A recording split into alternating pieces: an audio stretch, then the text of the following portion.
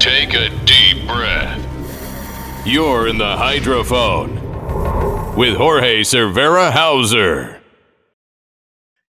Hello, everyone. Welcome to the second episode of the hydrophone.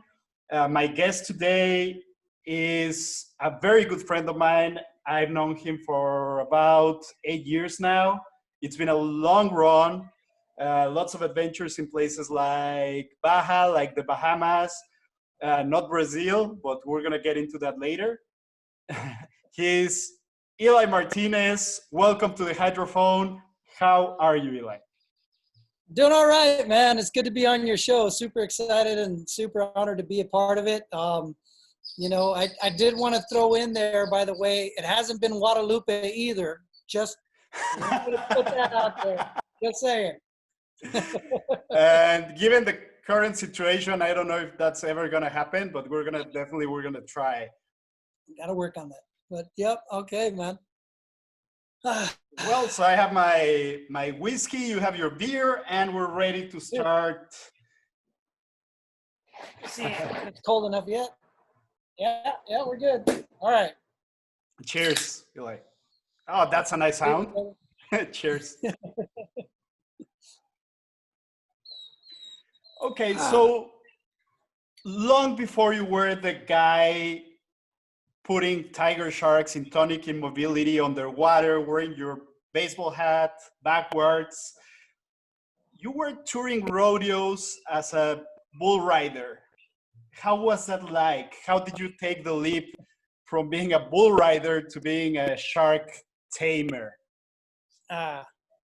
That's well, I was gonna say that's a long story, but we got some beers, so it was, that's, riding bulls was something I was doing in my youth, growing up in Texas. It was just something that growing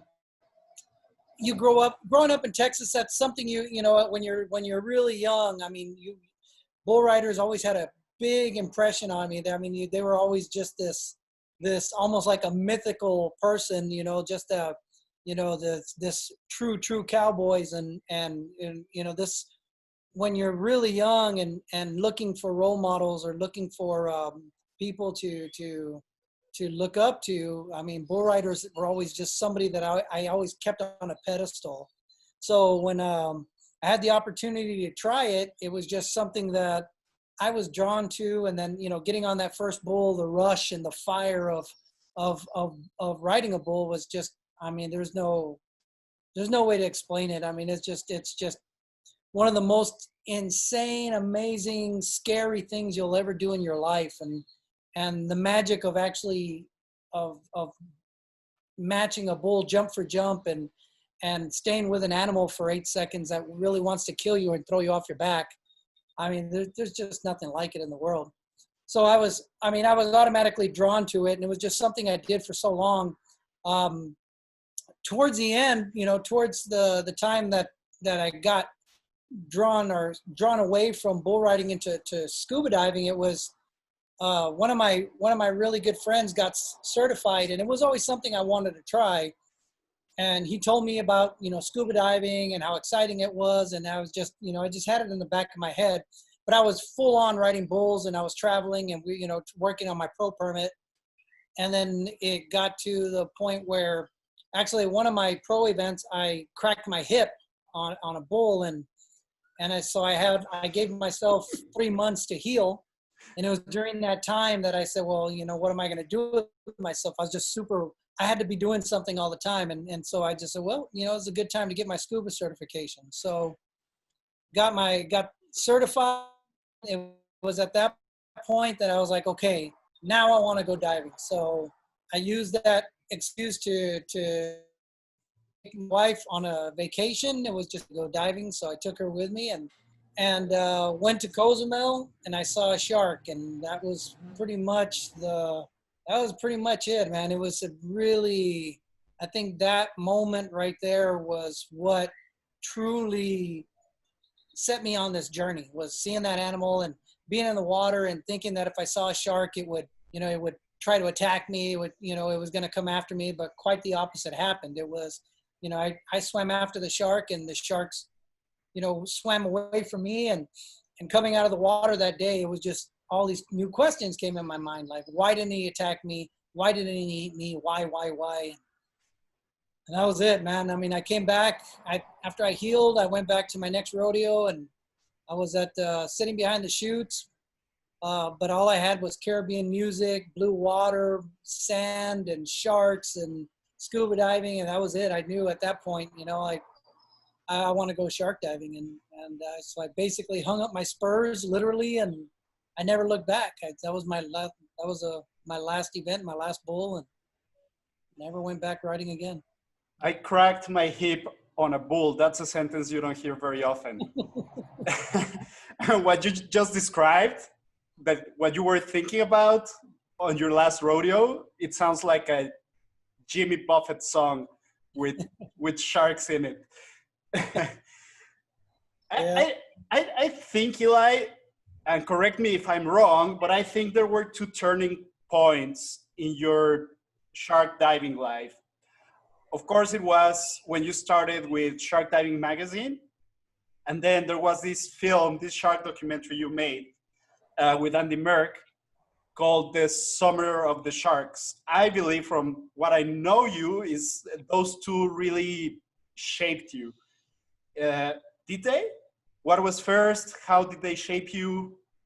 Well, I mean, the magazine was my way in. When I wanted to start a business, I wanted to find a way into the shark diving business, but, living in Texas, away from the ocean, no boat, being a boat captain or shark boat captain was not going to happen. So, but I had always been drawn to magazines. So like whatever sport I was into, rock climbing, mountain biking, bull riding has its own magazine. So it was, when I started getting into shark diving, there was no magazine for it. So I was just like, I started doing some research. The internet was still in its infancy. And it was at that point that I said, you know what, this is my way in, and didn't know anybody in the industry, had no publishing background whatsoever, didn't know anything really about sharks other than I wanted to go diving with them. And it was just like, all right, I got to start this magazine. No money, I just kind of figured out, like, I just kind of found a way, man. I just wanted it so bad. And I just, once I get that fire for something, I mean, there's no turning it off. And it was just, so that started my career. I mean, it completely changed my career as far as going from, basically nobody that in the industry to being the publisher of Shark Diver magazine, and then having that. And this was actually before social media. So, I mean, magazines were still a big deal. It's still very important to the industry. Not like, now they're not so much, but before, I mean, it was, that was a really important thing for us, as we were trying to establish ourselves, establish my career, it was really important time. Summer of the Sharks, that was documentaries, films has always been something I wanted to do. I knew storytelling through a documentary was what I felt was extremely important for my journey. And even to we ran our first expedition in, I think, May or August of 2003. And even on that one, I hired a guy to come on that expedition and film us. And I wanted to film a documentary of what we were doing, of this, of this journey we were on. And the guy really didn't get it, because he was used to filming stuff for like liveaboards and create like the little videos that people take home and they buy for $20 or $30. That's not what I wanted. That's not what I was after. And so I scratched the idea for doing it, because it wasn't, I didn't want just like a memento of our weekend. I wanted a story. I wanted kind of what Some of the Sharks was. And it wasn't until like 3 years later when I came up with the idea for Some of the Sharks, and I had a better idea of what I wanted, that I was able to make it happen. I wish, and this was pre-GoPro. I mean, had we had GoPros, oh damn, I mean, it would have been an entirely different animal of the story. But this is pre-GoPro, where all we had, I think 3 Sony FX1s, still shooting on tape. I mean, it was it was pretty raw. I mean, really, really raw, but it's a lot of fun. I remember the FX1s. I used to work with them for a TV station in Mexico City. And I mean, I think I can definitely relate on both sides. I also made a documentary, and I also got into something like guided by passion, but not really knowing what I was getting myself into, and with no knowledge whatsoever. For you, it was a magazine. For me, it was a boat. And I had a lot of experience as a guest on liveaboards, but not so much as someone who knew how to run a diving business or keep a diving boat together, because that's a very interesting animal. But yeah, I guess passion and determination go a long way. Absolutely. Absolutely. And a little bit of insanity.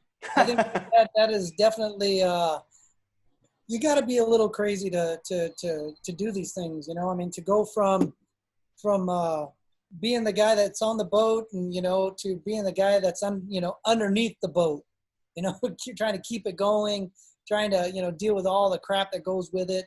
I mean, it's a lot of work, man. I mean, my hat's off to you for trying to make something, like, you know, for doing that. I mean, that was a hell of a journey you went on too. You know, I mean, I've been watching, obviously, you know, seeing you from the beginning of, you know, pelagic life, and then kind of going into the dive boat business. And so, yeah, man, I know it's a hell of a lot of work. So. Same with you. And I mean, like I said before, we've been together on several trips. I've been with you to the Bahamas, to Tiger Beach, and I don't think I've ever seen anyone interact with tiger sharks the way you do. How did it start? Would you call it a skill, or would you call it plain chemistry? What is it? Because I don't know anybody that has that kind of connection you have with a tiger shark, that can play with the tiger sharks the way you do, that can put a 4-meter tiger shark into tonic immobility. Yeah, and I think it's fascinating.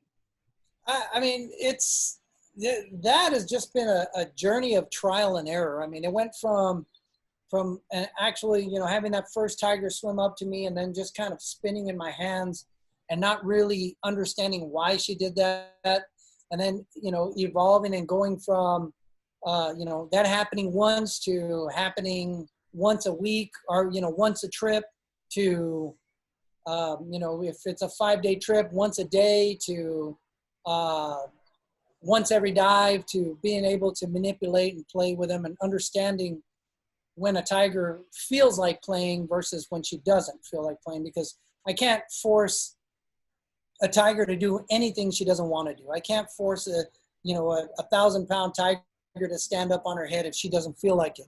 So it has a lot to do with understanding a little bit, or more. I mean, and it's hard to say understanding. It's feeling. It's all based on feeling. Like, I can feel when she wants to play.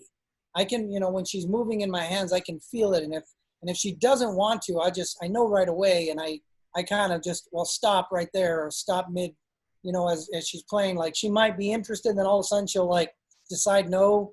And then I know at that moment that she's like, okay, she's not wanting to play. Just like with your wife. Exactly. No. Hello, Marie, wherever you are. Sorry.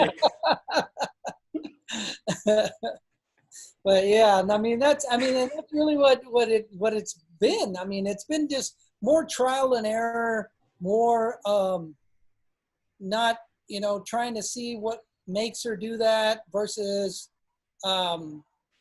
you know, what they'll allow. I'm always trying to push and see what these sharks are willing to do and what they're not willing to do. And by pushing, I mean, I'm always, you know, like, okay, well, she did that when I put my hand here. What if I do that again on purpose? And just instead of starting over here, I go straight over here.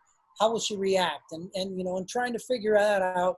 And then I'm watching her mood also when they feel like playing, how many other tigers are around. If it's a smaller tiger, the bigger tigers affect them. And, so, I'm always watching, the interaction between not only the tiger and me, but the tiger and the lemon sharks and the tiger and the bigger tigers. Or, if she's a big tiger, what is she doing to, I'm just the game within the game. This little magic that happens with the animals while you're down there on the dives. So. You can really read the sharks, okay?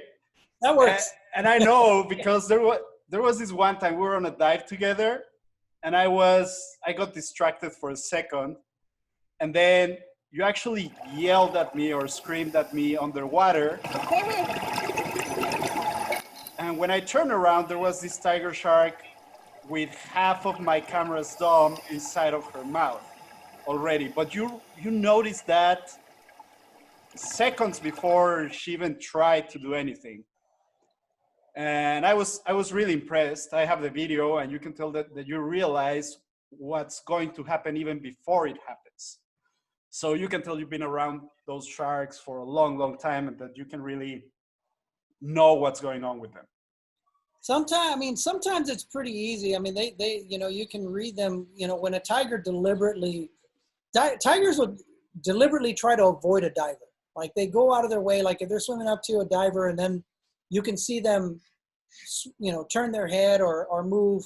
But every once in a while, you see that they're just like, they get zoned in, they get focused on something. And then I can see sometimes when they focus, they get just fixated on something and they just start moving towards it. And, it's those moments that I can actually feel, like, okay, she's about to do something or she wants to do something. And then, hopefully there's enough time to be able to let somebody know when that happens. But every once in a while, someone's not noticing. And it's usually when you're not noticing that they tend to get more zoned in or completely fixated.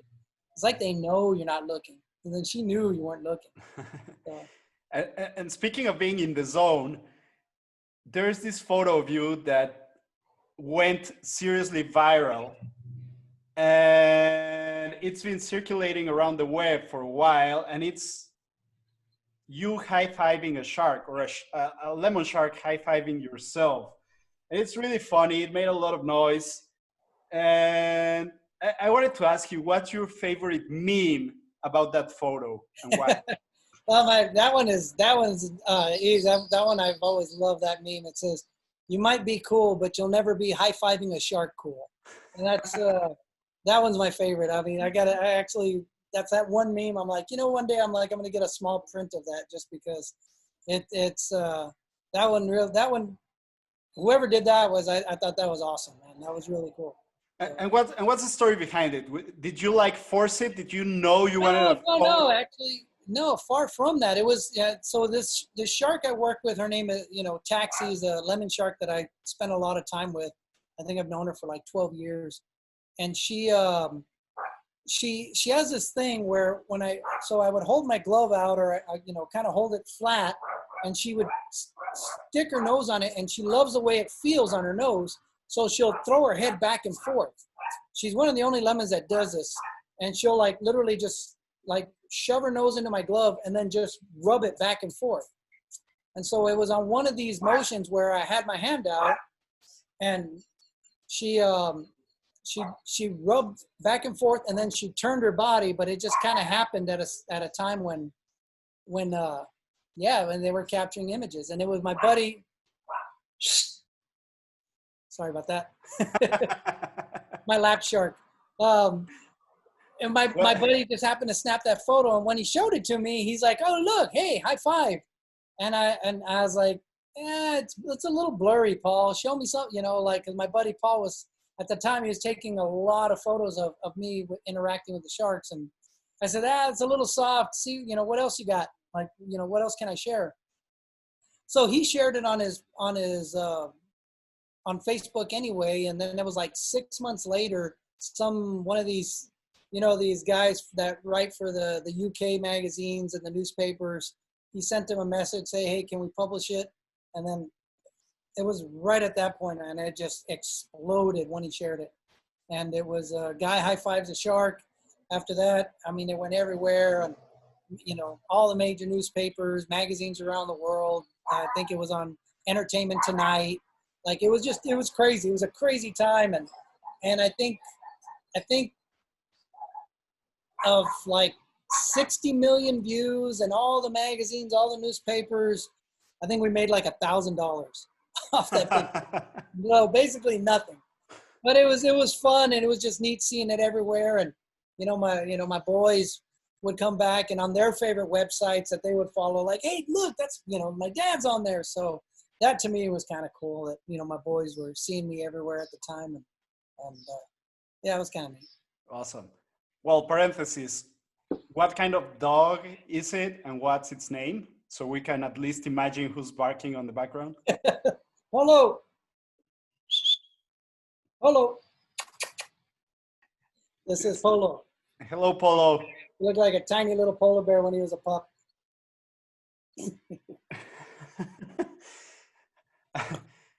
Yeah. A polar bear that went on a crazy tequila night and ended up with a chihuahua somewhere. Yeah, something like that. Okay, Yeah. so back to business.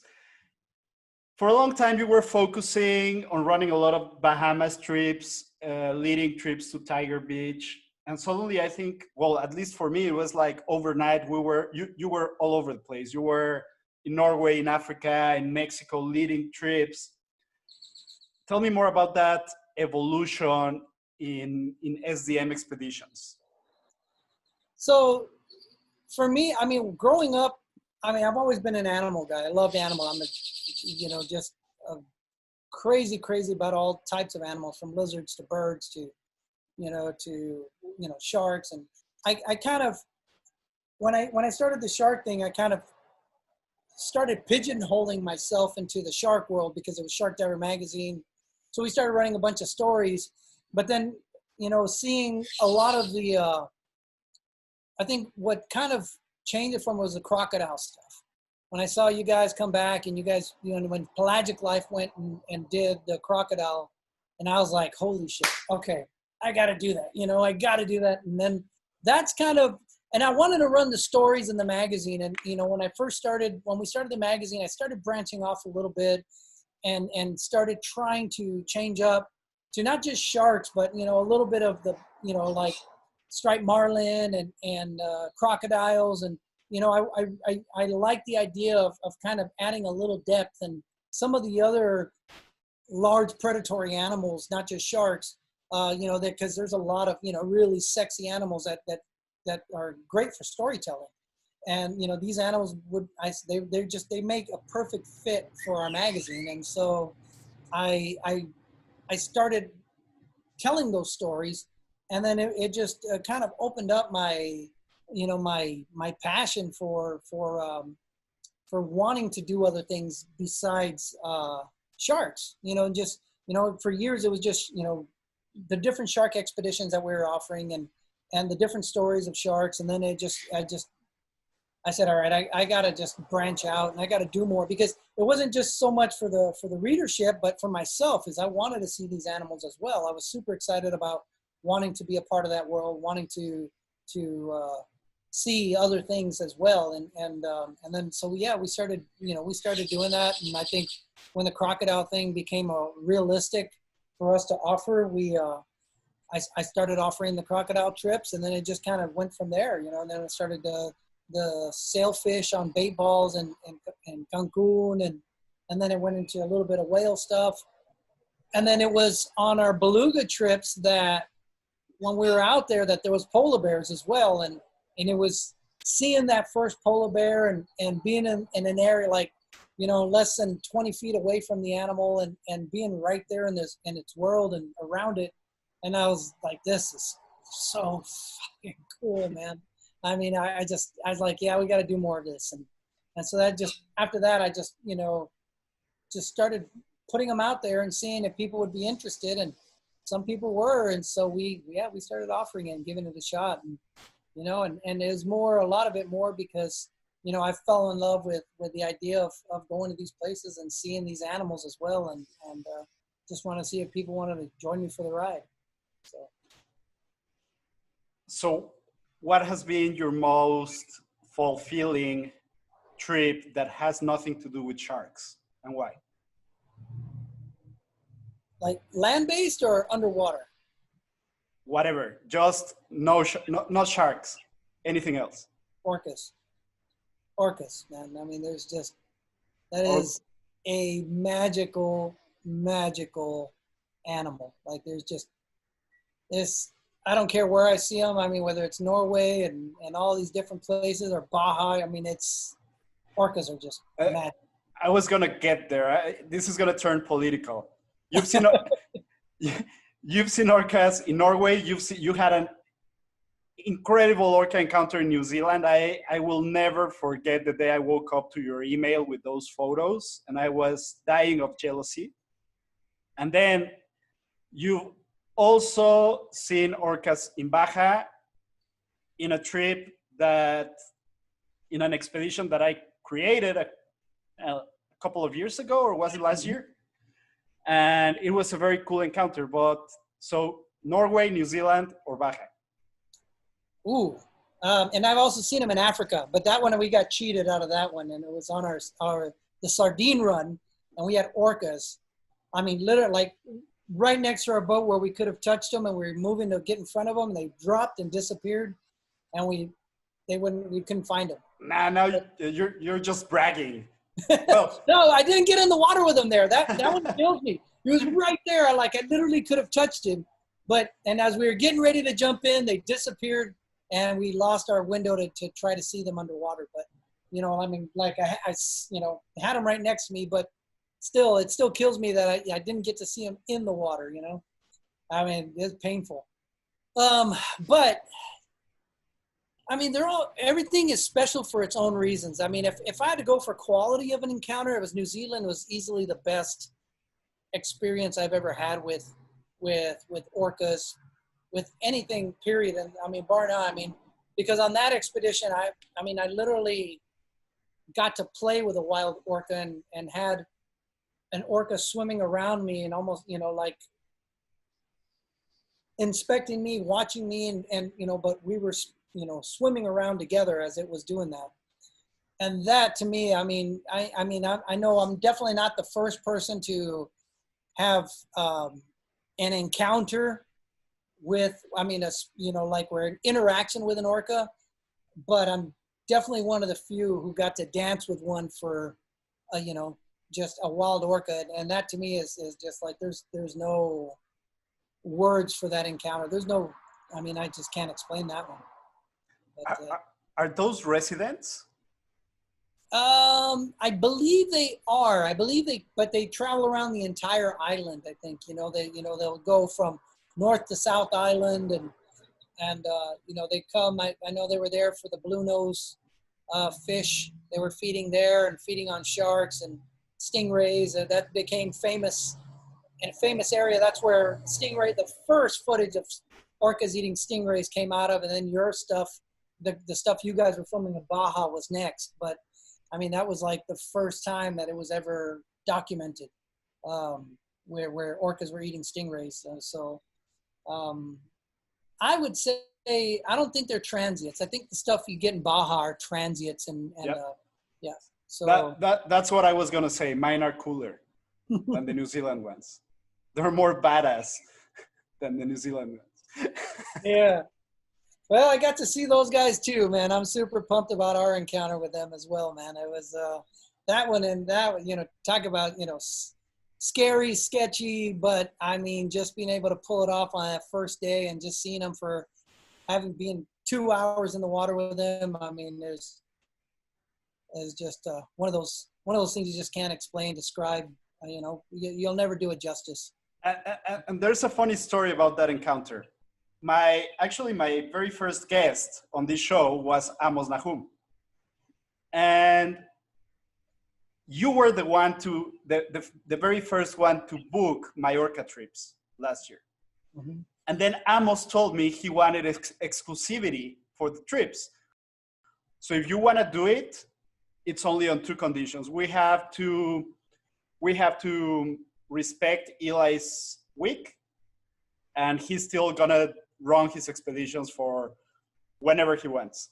And Amos agreed to that. You booked 1 week. Amos booked 3, if I remember correctly. And you had the best encounter out of all the 4 expeditions.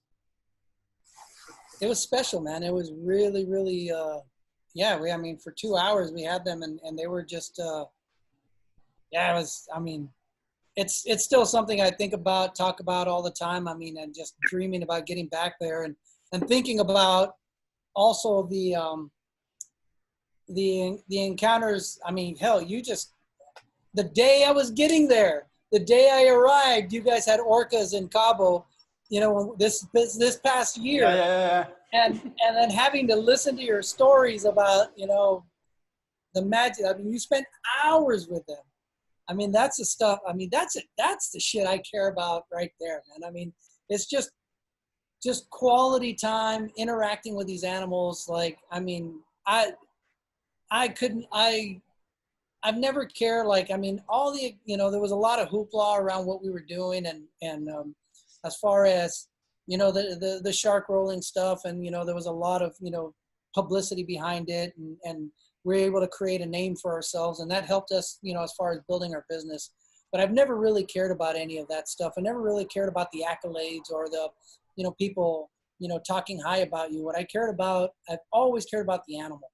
I mean, to me, and somebody going out there and having some kind of really quality encounter with an orca or a shark or a bear, and if I hear that story, I'm just like, I'm fucking dying, man. Because I want to be there. I want to experience it with, I don't have to experience it by myself, but man, I'd love to be like sitting right next to you, having that experience. And like great whites close to shore, for example. I don't know, just, I don't know what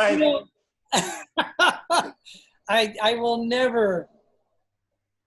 I mean, that to me is the most, I mean, that's the coolest thing I've ever seen in the water, man. I mean, and that's after dancing with an orca.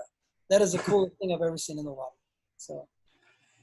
Well, and I mean, that's the ocean. Like, Amos didn't get a solid encounter as he would have liked. You missed the orcas by a day this last time you were here, but that's the ocean, and that's especially the open ocean. And there's no way of guaranteeing whatever you're going to see. There's no way of knowing when. A lot of people ask me, when's the best time to see orcas? And it's like,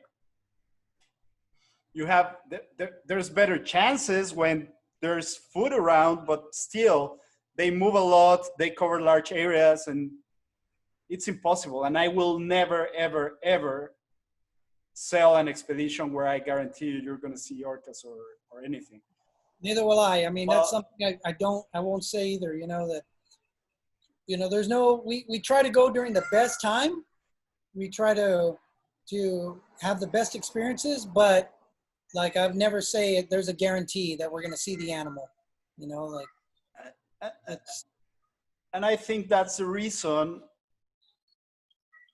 why it's super rewarding when you finally get to see that. Otherwise, it wouldn't taste as good, Truly. But it wouldn't suck to have a guarantee. I ain't gonna lie. I mean, all the time that we've been out there and chumming and waiting and hoping something shows up. I mean, it's just, it would be nice if there was a damn guarantee. I mean, it makes it. I mean, it's sweeter when there isn't. It's sweeter, like you said.